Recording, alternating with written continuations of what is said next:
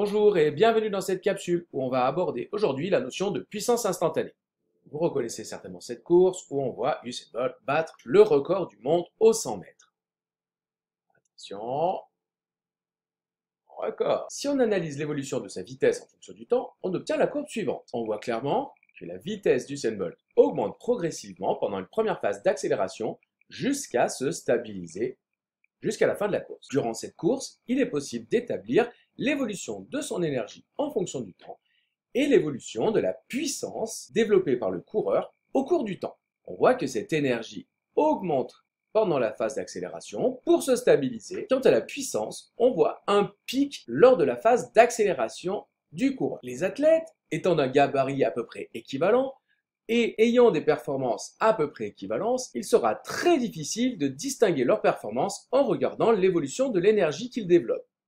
En revanche, il peut être intéressant d'analyser la puissance pour voir quel est l'athlète le plus performant. On peut alors regarder la puissance moyenne développée par chaque athlète. Par exemple, la puissance maximum que développe chaque athlète. Ces deux cas de figure, pour avoir accès à ces informations, il nous faut la puissance instantanée, c'est-à-dire la puissance développée par l'athlète à chaque instant de sa course. On la notera P de t. Afin de déterminer une puissance instantanée, P de t, par exemple à l'instant T2, on va devoir effectuer le calcul suivant. La puissance étant définie par le rapport de l'énergie sur la durée, pour obtenir la puissance à l'instant T2 ici, on prendra la valeur de l'énergie au temps 3 moins la valeur de l'énergie au temps 2 divisé par la durée entre les instants T3 et T2. Cela revient à calculer la variation d'énergie entre ces deux instants sur la variation du temps, c'est-à-dire la durée séparant T2 et T3. Si on a delta T, cette durée séparant T2 et T3, on peut s'apercevoir que T3 est ni plus ni moins que la durée T2 auquel on ajoute la durée delta T. En remplaçant T3 par T2 plus delta T dans cette équation, on obtient cette nouvelle équation ici. En simplifiant le dénominateur ici, on a T2 plus delta T moins T2 qui sera égal à delta T. On obtient donc, pour la puissance à l'instant T2, cette nouvelle expression ici pour la puissance développée à l'instant T2. En généralisant, la puissance pour n'importe quel instant T pourra être exprimée par l'énergie à l'instant T plus delta T moins l'énergie à l'instant T divisé par la durée delta T.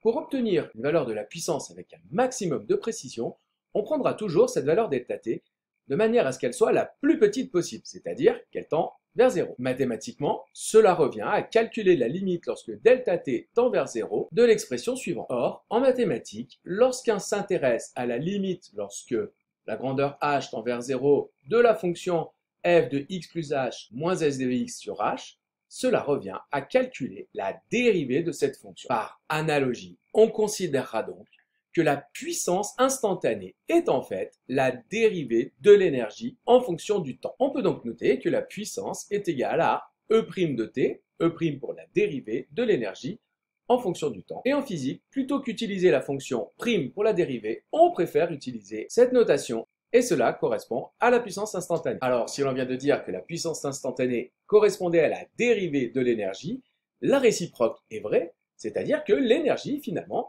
est égale à l'intégrale de la puissance instantanée entre les instants 0 et t. L'intégrale d'une fonction entre deux limites correspondant à l'aire sous la courbe de cette fonction, on verra qu'il est possible de trouver l'énergie déployée par un système en déterminant l'aire sous la courbe pour une durée déterminée. Pour cela, il existe différentes méthodes, comme la méthode des aires ou la méthode des rectangles. Voilà, j'espère que vous savez un petit peu plus sur la notion de puissance instantanée. Vous pouvez compléter votre questionnaire. Et moi, je vous dis à plus en classe!